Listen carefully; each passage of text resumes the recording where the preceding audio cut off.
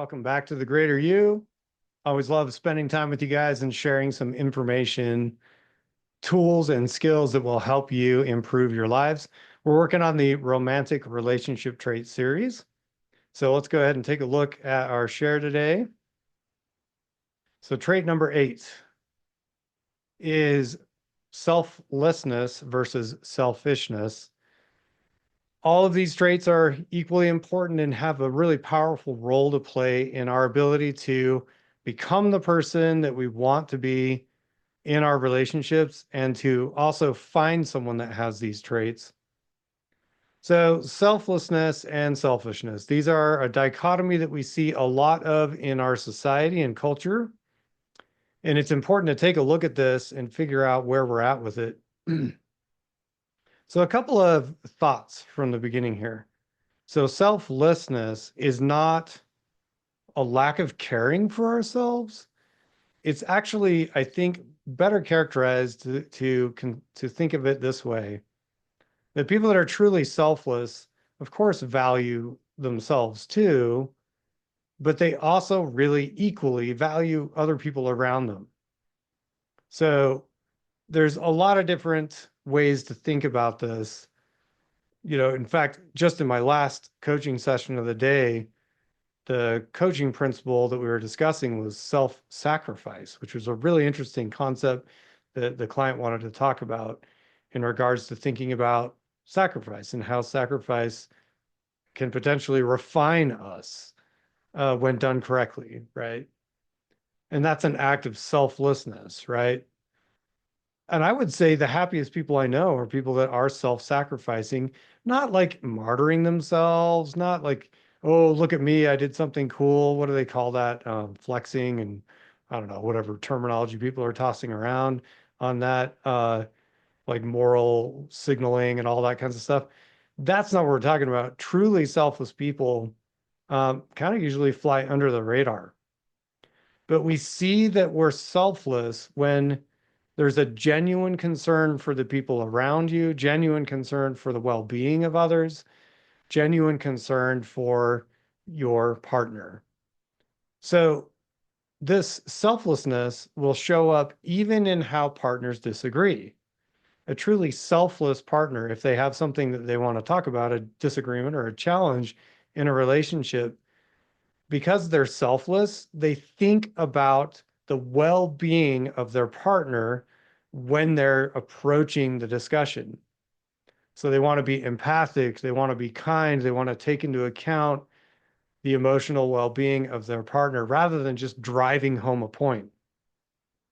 Whereas people who are more selfish in nature don't really think about the other person. They just think about themselves. We all have moments of selfishness. The goal with this trait is to reduce the amount of selfishness we have in our lives, which will improve your overall happiness generally. I promise it will, because selfless people are happier people than selfish people. You would think it's the other way around, but that's your brain lying to you. Our brain will lie to us and say, do it for yourself and you'll feel great. Yeah, right. That lasts for like 10 seconds. A great study of selflessness versus selfishness. I'm not going to remember the researcher. I think it was out of Canada, BC area at first. She did multiple studies where she took a couple of different experimental conditions. The two conditions were you got a sum of money and you got to spend it on yourself. The second condition was you got a sum of money. This wasn't a ton of money. It was like 20 bucks. And if you got that second sum of money, you had to spend it on someone else. So you got this free money. It was in like urban environments. They did this in multiple cities across Canada and the US, and then jumped over the pond and did it in some other countries. And the results were very powerful. The people who acted in selflessness, so they got hey, here's your 20 bucks. And what we'd like you to do is go spend this on someone else and then get online, take the survey. We're going to talk over the next few weeks. By and large, and really statistically significant results were that the people who spent the money on someone else got a boost in happiness that lasted for weeks. Where people that got the selfish condition of like, hey, here's your 20 bucks, go spend it on yourself. They got a temporary boost in happiness. They were like, hey, it's a windfall I got today, but it didn't last longer than a couple days. Um, it was like, oh yeah, that was kind of a cool experience, and then they just almost forget about it. So the selflessness condition of spending that money on someone else boosted the people's happiness longer. So remember, like Dr. Laurie Santos says frequently, that your brain lies to you. The human brain will lie to you and say, do the selfish thing in a relationship. You know, seek your own pleasure, seek your own benefit, cut in line and make sure you're the person who gets the food first. Those people are not happier. It's the people that let other people go first that are going to be happier. And it's because selflessness connects us to others in a meaningful way that selfishness cannot do. So, selflessness in relationships shows up in being emotionally present for the other person, serving them. If you got both people serving each other selflessly at the same time, both people's needs and wants are met reasonably, right? Um, and no one is doing this all the time, 100% of the time, but we want this trait to be dominant. We want to have a selflessness tendency. If you've found that you've lived a pretty selfish life where you've been like, what's in it for me? You can train yourself out of that by practicing these random acts of selflessness with coworkers, with friends, with family members, and definitely with your romantic partner. Find ways to do something that makes you uncomfortable, especially like add that little ingredient of self-sacrifice in there of like, well, I could go on my run now, but what if I take 10 minutes and unload the dishwasher so he doesn't have to do it or she doesn't have to do it?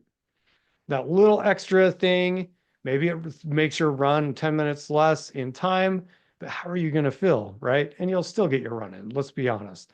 If we master our schedules well and practice good time management, which we've got other videos for and other content for, good time management takes care of a lot of those things anyway. Okay, so selflessness. Seek to serve those you love, especially our romantic partners. Make their well-being a priority in your life. Don't just think about the self. Notice how opposite this coaching principle is to the modern day idea of you do you. Anyone that's ever coached with me or gotten trained with me has heard how uh, mm, upset I am with the movement of you do you. I get that people need individuality. I get that. And people need to be respected for their individuality. I get that. The problem with the you do you idea is that it promotes selfishness, where it's like my agenda is more important than the people around me. That's a really good way to develop narcissistic tendencies, which are prevalent in our society and really need to go away. The solution, selflessness. So if you want to be that kind of person who has someone who will be there for you in a pinch in your romantic partnership, be the person who will be there for them in a pinch in your romantic relationships. So that's it for today. Let me know if you like this video. Subscribe to the channel. That always helps us. And please share this with your friends. We're really doing a big push. We've got over 10,000 subscribers now, which is so cool.